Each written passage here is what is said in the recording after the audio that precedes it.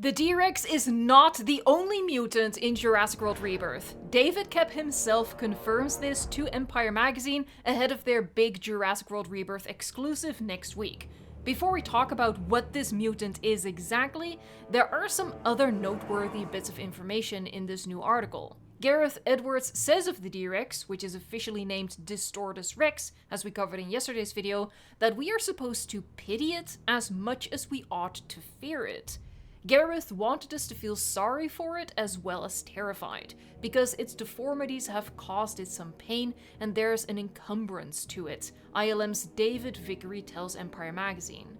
I quite like this approach, and I know this will interest others as well, as I've seen this hope circulating that the mutant wouldn't just be presented as a straight-up villainous monster, but also a pitiful creature suffering from its own mutations. I think past films dabbled in that concept for the Indominus Rex and the Indoraptor as well, especially for the Indominus at the start of Jurassic World, as Owen Grady highlights that it's been deprived of social interactions and bonds her entire life, but then they kinda dropped the ball on that as the movie continued, with the Indominus killing for sport and really just portraying her as a monster. As someone who likes seeing animals be animals and acknowledging that animals being animals can still be absolutely terrifying, I think this would be a bit of a redeeming quality for the D-Rex, for me, if we see this mutant be an animal. I think it might be actually quite interesting if one of the most monstrous looking creatures in the franchise ends up being the most animalistic. That's maybe high hope, but maybe it's so aggressive because it's in constant pain. That would be pretty dark, but if well explored, I could like that aspect of it. Still not a fan of the concept of a mutant instead of an actual dinosaur, so having it confirmed that there will be indeed more mutants is not great news for me personally, but we'll get into that later in this video. Another interesting point in the article is the line, "Even Jurassic Park 3's Spinosaurus is back on the scene." I like the new Spinosaurus design. It's not perfect, but I like it. However, I would prefer to see the return of the old design from Jurassic Park 3, and I know I'm not alone. Unfortunately, until we see otherwise, I'm going to assume this line of text isn't meant the way us Jurassic fans would use it.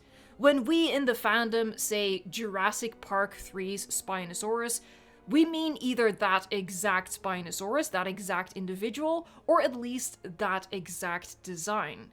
I think this writer just meant the Spinosaurus as a species only ever seen before in Jurassic Park 3. Two reasons why I think that.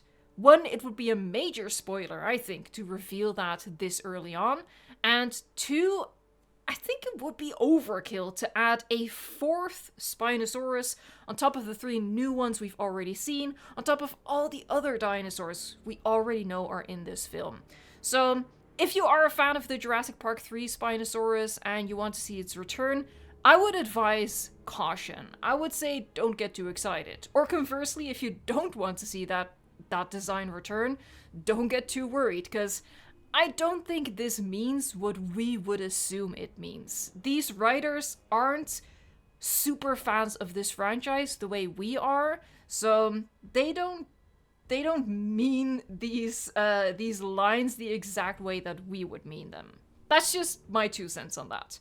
But back to the second mutant. Not only does David Koepp reveal that we have indeed a second mutant, he also reveals which species this mutant consists of and what it's called. Empire Magazine writes, as well as the D-Rex will meet the winged mutodons, a combination of pterosaur and a raptor, says screenwriter David Koepp. This 100% confirms the rumor that has been circulating for a while, a second mutant, specifically a winged raptor. Let me know in a comment down below what you think about the mutodon being added to Jurassic World Rebirth. If you are just here for the news, that was it. The rest of this video is my answer to the question I just asked you guys. What do I think about the mutodon being added to Jurassic World Rebirth? Warning, I probably have an unpopular opinion, but it is just an opinion, and making videos is just my hobby and my job. It's not that deep, and I acknowledge that since we haven't seen the Mutodon yet, it might be premature, but I just want to talk about it. join me in my living room, pick a seat, on the couch, on random pillows on the floor, wherever. Feel free to have a drink and a snack, and let's just talk. I've made it no secret that I am no fan of the D-Rex. I like monsters, I think monster movies are cool, I think cool monster designs are awesome. I just don't particularly like monsters in a franchise that is perfectly set up to show us dinosaurs. They can pick any dinosaur or prehistoric creature from hundreds of millions of years of evolution. Even tweak the design a bit to suit the Jurassic aesthetic, because I'm not team 100% paleo accuracy. And they can even mix and match from different eras, however they like. There is so much freedom there to show fans of dinosaurs. A creature like the D-Rex can be in any monster movie. It doesn't have to be Jurassic. It doesn't need to be rooted in this science fiction story about bringing dinosaurs back from extinction. So it just feels wasteful to me. They could have started a new franchise with cool monsters, and my only thought would be, oh, that's awesome. I'm probably gonna watch that. But alright, the D-Rex, I've accepted it, let's see what they do with it. Hopefully it doesn't take away too much screen time from dinosaurs, and hopefully they'll use it well. That has been my state of mind going forward with, the lead up to this upcoming movie that I'm super excited about still. Having the second mutant species confirmed does make me think, okay, that's another species taking away scenes from a dinosaur.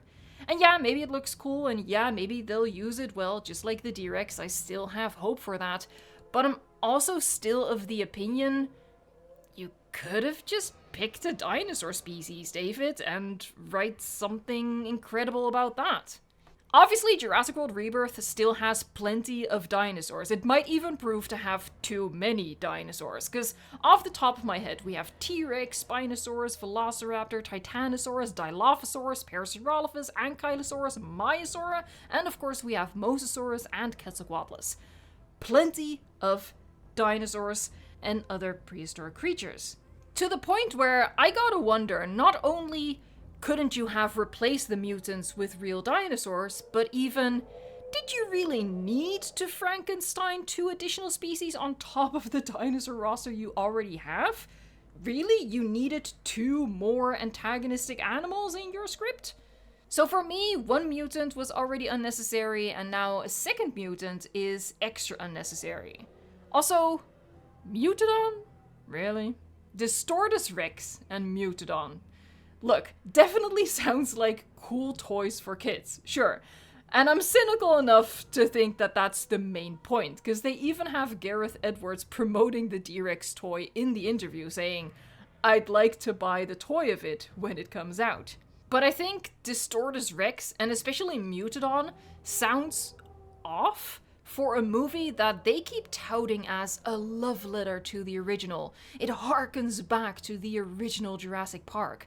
Because I think this is shaping up to be the most Jurassic World coded of all the Jurassic films.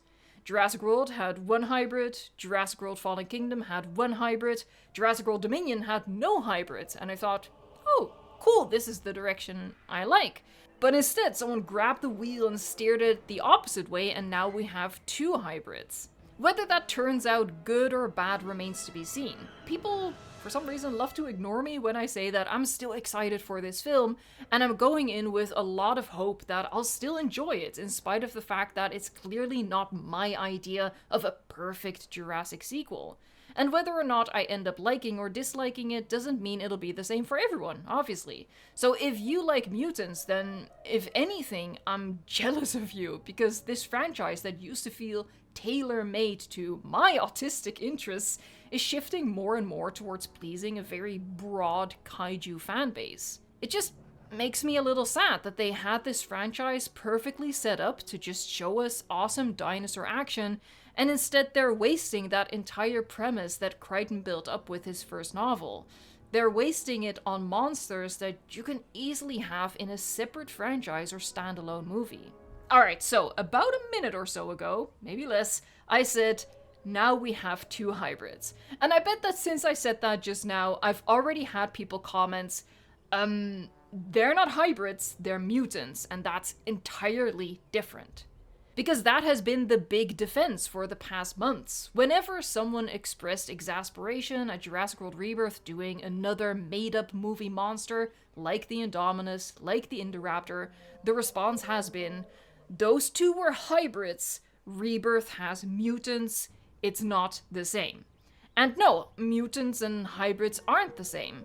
But I think the Mutadon, a combination of pterosaur and raptor as described by David Kep himself, makes a strong case for what I felt from the start, that they're just slapping a new name on it, but in essence it's still the same thing. A rose by any other name, that sort of thing. They're mixing species to make something new.